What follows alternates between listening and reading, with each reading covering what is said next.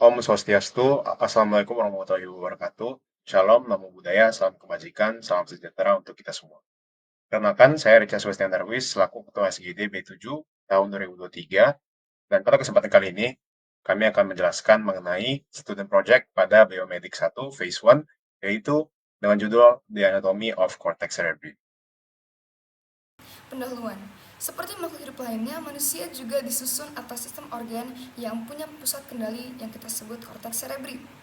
Selain menjadi pengatur pergerakan dan aktivitas organ tubuh, manusia juga bergantung kepada korteks cerebri karena fungsi dan perannya yaitu sebagai penerima dan pengirim sinyal saraf dan pastinya penjaga keseimbangan. Sebagai pusat pengendalian seluruh aktivitas sel tubuh, mekanisme kerja korteks cerebri merupakan proses yang rumit karena meliputi banyak saraf yang ditransmisikan antar sel pada seluruh bagian tubuh. Untuk lebih memahami konsepnya, diperlukan pemahaman dasar terhadap struktur dari korteks cerebri. Untuk itu rumusan masalahnya bisa dibagi menjadi beberapa, yaitu yang pertama pembagian struktur anatomi, yang kedua vaskularisasi, yang ketiga inervasi, dan keempat aspek klinis dari korteks cerebri. Baik, yang pertama saya akan membacakan 1.3 tujuan penulisan. Yang pertama, menjelaskan pembagian struktur anatomi korteks cerebri. Yang kedua, menjelaskan vaskularisasi korteks cerebri. Yang ketiga, menjelaskan inervasi pada korteks cerebri. Yang keempat, menjelaskan aspek klinis korteks cerebri. Selanjutnya, 1.4 manfaat penulisan. Yang pertama, mengetahui pembagian struktur anatomi korteks cerebri. Yang kedua, mengetahui vaskularisasi korteks cerebri. Yang ketiga, mengetahui inervasi pada korteks cerebri. Dan yang terakhir, mengetahui aspek klinis korteks cerebri. Untuk project 1 adalah anatomi. Otak merupakan pusat koordinasi tubuh, di mana seluruh sistem saraf berawal pada otak dan turun ke tubuh melalui medulla spinalis. Otak terdiri dari beberapa struktur yang bekerja sama agar dapat berfungsi secara efektif, seperti cerebrum, cerebellum, pons, medulla oblongata, dan lainnya. Bahasan utama kami, cerebral cortex, atau yang disebut juga gray matter, adalah bagian luar dari cerebrum atau otak besar. Struktur inilah yang mengatur kerja pikiran secara umum, seperti untuk menyimpan memori, berpikir sistematis, pengaturan kesadaran, dan lainnya. Untuk 2.1.1 adalah gyrus dan sulcus.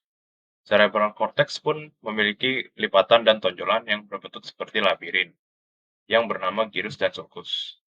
Dengan bentukan ini, cerebrum dapat melakukan kerja pikiran agar lebih sistematis, karena setiap gyrus dan sulcus memiliki perannya masing-masing dalam hal tersebut. Gyrus merupakan tonjolan dan lipatan pada cerebrum. Gyrus pun memiliki fungsinya masing-masing, seperti gyrus presentral sebagai pusat motorik utama korteks cerebri, gyrus postsentral sebagai pusat somatosensorik, dan gyrus temporal superior sebagai tempat penampungan phrenic area atau area untuk pengembangan bahasa dan pemahaman pembicaraan, serta gyrus cingulate sebagai tempat pemrosesan emosi dan perilaku. Lalu ada juga sulcus, merupakan celah lipatan yang memisahkan daerah-daerah pada cerebrum. Adapun contoh sulcus utama yaitu sulcus sentral sebagai pembatas antara korteks motorik primer dan korteks somatosensorik primer serta antara lobus parietal dan lobus frontal. Lalu ada sulcus parieto-occipital sebagai lekukan dalam untuk memisahkan lobus parietal dan occipital cerebrum. Lalu ada sulcus lateral sebagai lekukan dalam untuk memisahkan lobus parietal dan lobus temporal. Sulcus yang lebih dalam dan panjang merupakan visura. Visura yang membagi cerebrum secara sagital ada visura longitudinalis menjadi hemisfer dextra dan sinistra. Lalu ada visura yang memisahkan lobus parietal dan frontal. Dari temporal adalah visura lateralis. Baik, pembahasan akan saya lanjutkan pada subbab 2.1.2 dengan judul lobus cerebrum dan area Brodmann. Otak dibagi menjadi bagian-bagian besar yang disebut sebagai lobus, masing-masing memiliki fungsinya. Sebagian besar dari fungsi otak merupakan gabungan dari berbagai daerah lobus yang bekerja secara bersamaan. Korteks cerebri ini dibagi menjadi beberapa lobus, yaitu lobus frontalis, lobus parietalis, lobus temporalis, lobus occipitalis, lobus insula, dan lobus limbik. Kemudian dari masing-masing korteks ini dibagi menjadi beberapa daerah yang lebih kecil lagi disebut sebagai area Brodmann. Ada 52 area dan masing-masing memiliki fungsi yang lebih spesifik daripada lobus tersebut. Pertama saya akan membahas mengenai lobus frontal. Ini merupakan bagian terbesar dari korteks, letaknya di bagian depan dan di anterior dari sulcus centralis. Lobus frontal ini berperan terhadap pemikiran tingkat tinggi seperti pengambilan keputusan, perencanaan, berbicara, dan kontrol emosi, serta kendali gerakan. Area Brodmann pada lobus frontal ini seperti area 4 atau primary motor cortex, ini letaknya pada presental gyrus, dan bagian ini penting untuk gerakan motorik serta koordinasi gerakan. Area 44 dan 45 disebut sebagai berkas area, terletak pada bagian kiri lateral dari lobus frontal, dan bagian ini penting untuk produksi bahasa verbal, pemahaman bahasa, ataupun ucapan. Kemudian area 9 atau dorsolateral prefrontal cortex, bagian terbesar dari area kortikal, ini tujuannya itu adalah untuk fungsi kognitif seperti memori, perencanaan, dan aktivitas mental kompleks. Kemudian lobus parietal ini letaknya di belakang lobus frontal, dipisahkan oleh sulcus centralis dan di atasnya terdapat sulcus lateral atau sulcus sylvii. Lobus parietal ini fungsinya itu adalah untuk sensorik, seperti sentuhan, rasa, dan perasaan tubuh. Juga membantu pengolahan informasi spasial dan pengenalan objek. Area Brodmann pada parietal itu seperti area 1, 2, dan 3 disebut sebagai primary somatosensory cortex. Ini letaknya pada pos central gyrus dan area ini tujuannya itu adalah untuk pemrosesan sensasi tubuh seperti sentuhan, rasa sakit, serta temperatur. Kemudian, penting juga untuk motor learning.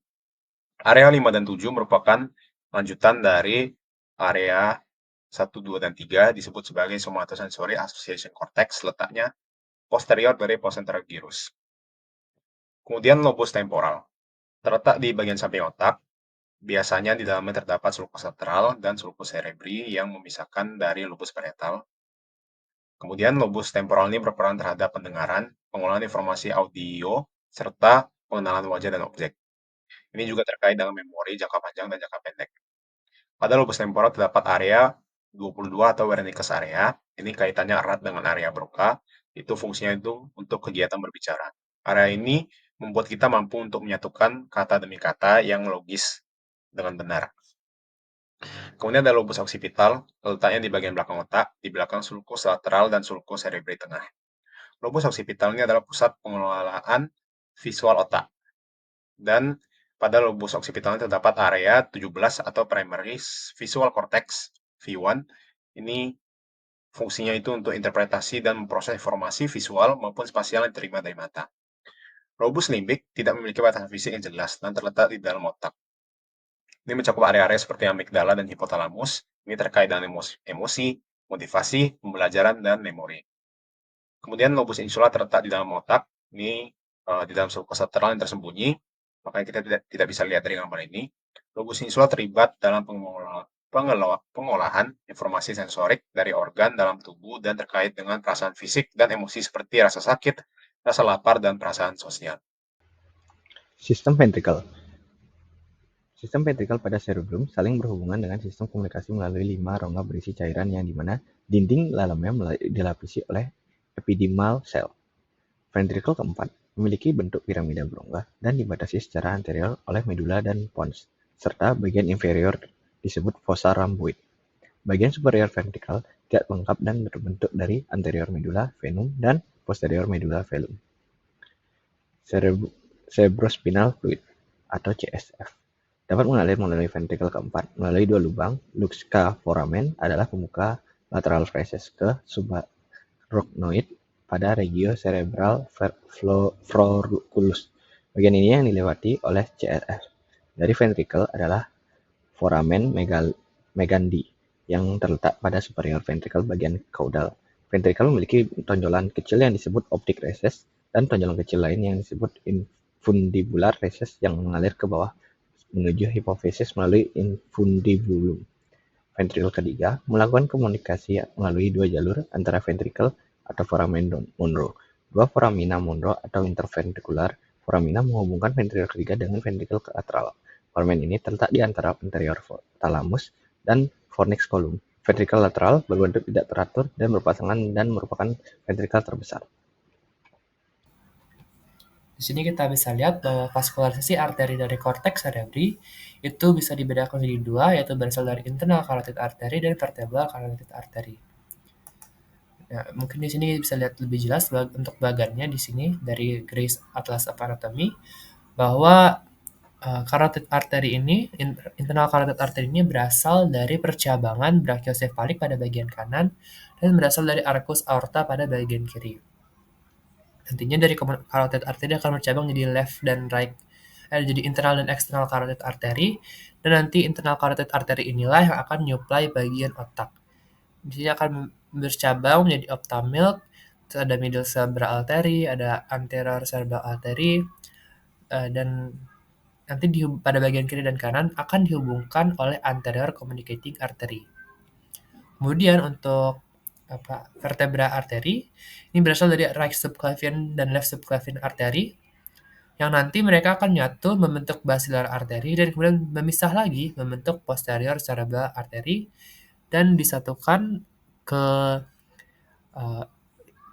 internal carotid artery oleh posterior communicating artery. Oke, dan mereka akan beranastomosis untuk membentuk circle of Willis pada bagian ini, yang nantinya cabang-cabangnya akan memvaskularisasi berbagai macam bagian pada otak yang kita bisa lihat pada bagian ini. Jadi, anterior cerebral artery nanti akan menyuplai pada bagian frontal dari cerebrum, middle cerebral artery akan menyuplai bagian temporal, sedangkan posterior cerebral artery akan menyuplai pada bagian occipital. Sekian dari saya, mungkin selanjutnya akan dilanjutkan oleh rekan saya. Terima kasih. Vaskularisasi vena pada korteks cerebri atau cerebral cortex.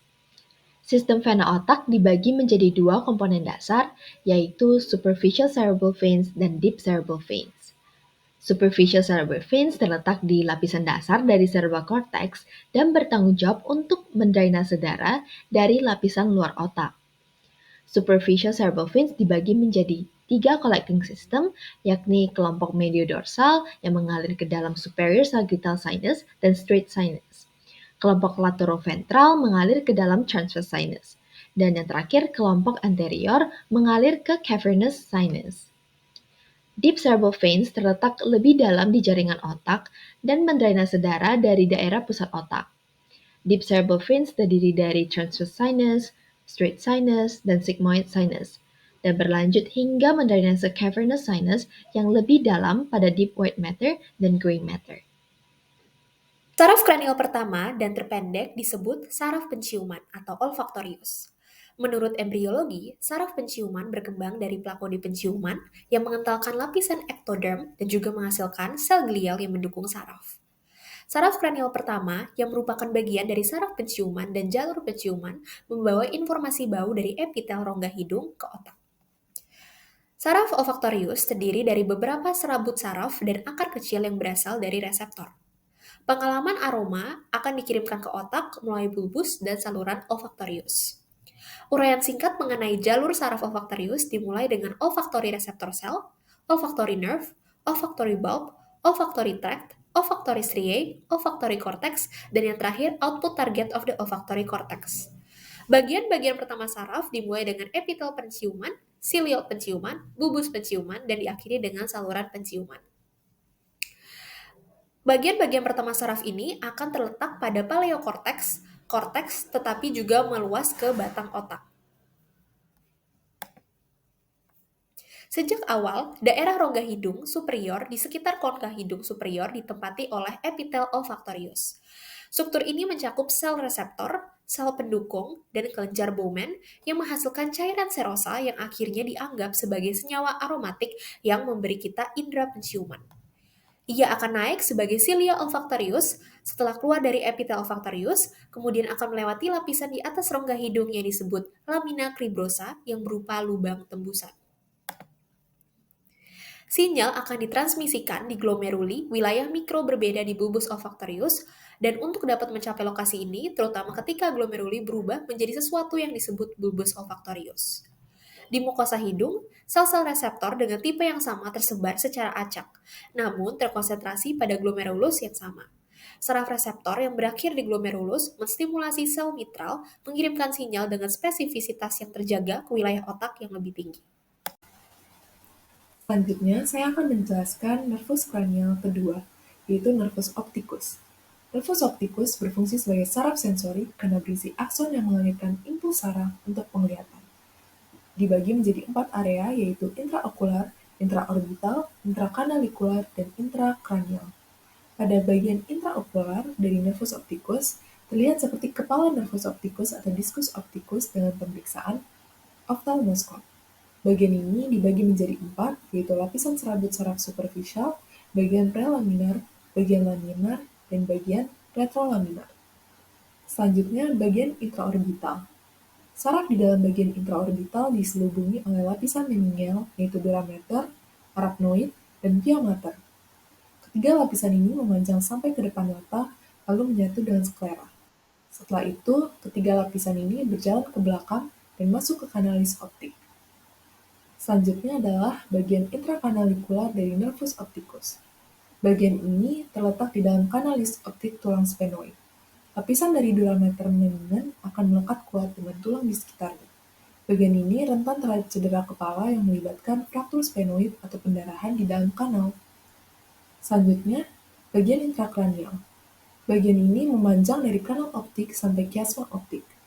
Nervus opticus melewati bagian posterior dari sinus cavernosus dan bergabung dengan kiasma optik. Selanjutnya, saya akan menjelaskan secara singkat perjalanan dari nervus opticus. Jalur visual merupakan proses perjalanan informasi visual dari lingkungan yang selanjutnya akan diolah di dalam otak. Jalur visual meliputi retina, nervus opticus, prisma opticus, tractus opticus, corpus geniculatum lateral, radiosio optik, dan korteks visual. Proses konversi cahaya terjadi di retina yang akan menjadi suatu impuls saraf pada fotoreseptor. Kemudian, retina memulai proses visual yang akan diteruskan ke sel ganglion. Nervus opticus meninggalkan cavum orbita menuju fossa cranii media melalui kanalis opticus. Separuh nervus opticus bagian nasal menyilang di linea mediana, membentuk chiasma opticum, dan membentuk tractus opticus menuju ke pusat penglihatan. 2.4.1 Afasia. Dalam bidang neurologi, afasia didefinisikan sebagai gangguan kebahasaan seseorang dikarenakan adanya kerusakan ataupun cedera pada area otak yang mengatur atau mengendalikan kemampuan bahasa seseorang. Area yang dominan mengendalikan bahasa ini berada di cerebral hemisphere yang dilindungi oleh cerebral cortex. Kerusakan pada bagian ini akan menyebabkan orang kesulitan menentukan kata-kata dan juga memiliki pemahaman yang berbeda. Selain itu, orang dengan penderita afasia ini juga akan kesulitan membaca dan menulis yang bisa dilakukan oleh orang normal pada umumnya. Penyakit afasia sendiri dapat disebabkan oleh berbagai macam faktor, di mana yang paling sering adalah stroke dan traumatic brain injury. Tetapi afasia juga bisa diakibatkan oleh penyakit yang mempengaruhi fungsi dari otak. Afasia sendiri dapat dibedakan menjadi 2 jenis, yaitu Broca dan Wernicke. Afasia Broca dapat membuat penderitanya kesusahan dalam menyampaikan isi pikiran ataupun perasaan yang mereka alami melalui perkataan. Sedangkan afasia Wernicke membuat penderitanya kesulitan dalam memahami kata yang mereka dengar ataupun baca. Afasia dapat ditangani dengan cara melakukan beberapa terapi, seperti semantic-based therapy, syntax-based therapy, phonologically based therapy, dan juga terapi-terapi lainnya. Di mana terapi-terapi ini memiliki target untuk bisa membuat para penderita afasia mendapatkan kembali bahasanya. Selain terapi, juga bisa diterapkan rehabilitasi dan juga training untuk memperbesar peluang penderita mendapatkan bahasanya kembali. Penyakit selanjutnya yang berhubungan dengan masalah pada bagian korteks cerebral yaitu Balin syndrome. Sindrom Balin adalah gangguan pada penglihatan yang disebabkan oleh adanya lesi atau kerusakan bilateral pada dua bagian lobus otak, yaitu antara lobus occipital dan lobus parietal. Sindrom Balin pertama kali didefinisikan oleh Rudolf Balin pada 1909. Bagi penderita sindrom Balin, gejala klinis yang mungkin dialami yaitu yang pertama, simultagnosia. yaitu kondisi di mana seseorang tidak dapat melihat atau mendefinisikan sebuah hal yang terbentuk dari beberapa objek secara satu kesatuan. Gejala klinis kedua yaitu ataksia optik, gangguan pada koordinasi aspek visual dan motorik yang membuat penderitanya kesulitan untuk menggapai sebuah benda dengan tangannya, meskipun ia dapat melihat letak benda tersebut. Gejala klinis terakhir yang memungkinkan untuk pasien alami yaitu apraksia okular, yaitu keadaan di mana seseorang tidak dapat mengendalikan pergerakan bola matanya sesuai dengan perintah untuk berpindah fokus dengan menggerakkan bola mata dari benda satu ke benda yang lainnya yang berada di arah yang berlawanan. Sindrom Balin biasanya terjadi pada orang dewasa dan terdapat kasus pada anak-anak di usia 4 tahun. Sindrom Balin dapat dikatakan sebagai penyakit langka, dengan jumlah 2% kasus dari 241 orang total pasien dengan gangguan penglihatan. Sebagai penanganan untuk sindrom Balin dapat dilakukan 2 hal, yaitu neurophysiological training dengan melatih pergerakan mata, latihan konvergensi, latihan membaca, dan dengan menyusun angka.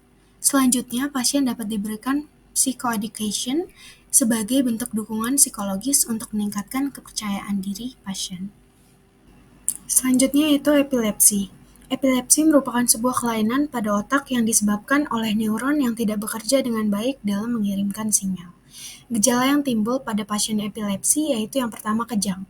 Aktivitas listrik yang tinggi atau tidak normal pada otak karena terdapat banyak neuron yang mengirimkan sinyal pada waktu yang bersamaan, menimbulkan suatu pergerakan, emosi, dan perilaku yang terjadi secara tiba-tiba dan secara tidak sadar, atau yang disebut dengan kejang-kejang. Epilepsi juga dapat menyebabkan penurunan pada kemampuan fungsi kognitif pasien yang disebabkan karena kejang yang dialami pasien. Epilepsi dapat terjadi pada semua usia dengan jumlah kasus saat ini sebanyak 50 juta kasus yang tersebar di seluruh dunia. Terdapat beberapa jenis epilepsi diantaranya yaitu temporal lobe epilepsy yang menyebabkan kejang vokal pada pasien sehingga pasien kehilangan kesadaran, merasakan seperti bermimpi, dan terjadinya otomatisme yang berulang. Temporal lobe epilepsy biasanya terjadi mulai dari anak-anak hingga remaja. Selanjutnya terdapat absence epilepsy, yang ditandai dengan terjadinya kejang secara berulang kali. Kejang yang terjadi pada absence epilepsy cenderung berlangsung dengan cepat. Namun karena dapat terjadi berulang kali, aktivitas pasien dapat terganggu dan pasien dapat kesulitan untuk fokus dalam melakukan kegiatan.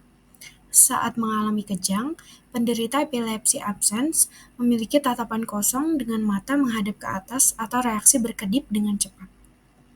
Jenis epilepsi selanjutnya yaitu nocturnal frontal lobe epilepsy, yang terjadi karena adanya gangguan pada lobus frontalis pada otak. Nocturnal frontal lobe epilepsy disebabkan oleh adanya keterlibatan regio orbitofrontal dan mesial. Epilepsi ini ditandai dengan aktivitas atau pergerakan motorik yang tidak normal dan juga aktivasi otonom yang terjadi pada waktu tidur. Terdapat sekitar 13% kasus nocturnal frontal lobe epilepsy pada keseluruhan kasus epilepsi jenis lainnya. Namun, pada kenyataannya terdapat sekitar 80% kesalahan diagnosis kasus nocturnal frontal lobe epilepsy menjadi parasomnia, karena keduanya memiliki gejala dan tanda-tanda yang serupa. Baik, selanjutnya adalah kesimpulan. Korteks cerebri atau yang biasa disebut dengan gray matter merupakan bagian terluar dari cerebrum atau otak besar. Manusia sangat bergantung kepada korteks cerebri karena fungsi dan peranannya dalam kehidupan manusia, yaitu sebagai penerima dan pengirim sinyal saraf dan penjaga keseimbangan. Adapun pembagian daerah dari korteks cerebri, yaitu daerah utama, isokorteks atau neokorteks, memiliki struktur yang seragam dengan 6 lapisan yang mencakup lebih dari 90% dari luas permukaan korteks otak. Pada bagian permukaan korteks cerebri, terdapat bentuk tidak merata yang ditandai dengan pola lipatan atau tonjolan yang dikenal sebagai gyrus dan sulcus. Korteks cerebri terdiri dari beberapa lobus, yaitu lobus frontal, lobus parietal, lobus temporal, lobus occipitalis, lobus limbik, dan lobus insula. Sistem ventricle cerebrum saling berhubungan dengan sistem komunikasi, melalui 5 rongga berisi cairan di mana dinding di dalamnya dilapisi oleh ependymal cell. Korteks cerebri mendapat suplai darah yang berasal dari common carotid artery dan vertebral artery. Inervasi korteks cerebri meliputi nervus 1, yaitu saraf penciuman, dan nervus 2, yaitu saraf optik. Beberapa penyakit yang menyerang korteks cerebri, yaitu afasia yang didefinisikan sebagai gangguan kebahasaan seseorang, dikarenakan adanya kerusakan ataupun cedera pada area otak yang mengatur atau mengendalikan kemampuan bahasa seseorang. Yang kedua ada sindrom Balim, yaitu suatu gangguan penglihatan yang disebabkan oleh adanya lesi atau kerusakan bilateral yang terdapat pada perbatasan antara dua bagian lobus pada korteks cerebral, yaitu lobus occipitalis dan lobus parietal. Dan epilepsi yaitu suatu penyakit atau sebuah kelainan yang terjadi pada otak. Penyakit epilepsi biasanya ditandai dengan kejang secara berulang kali. Sekian video presentasi dari kelompok SGD kami dengan judul The Anatomy of Cortex Cerebri. Kami mohon maaf apabila ada kesalahan dalam penyampaian presentasi. Kami tutup dengan Paramesanti. Om Santi Santi Santi Om.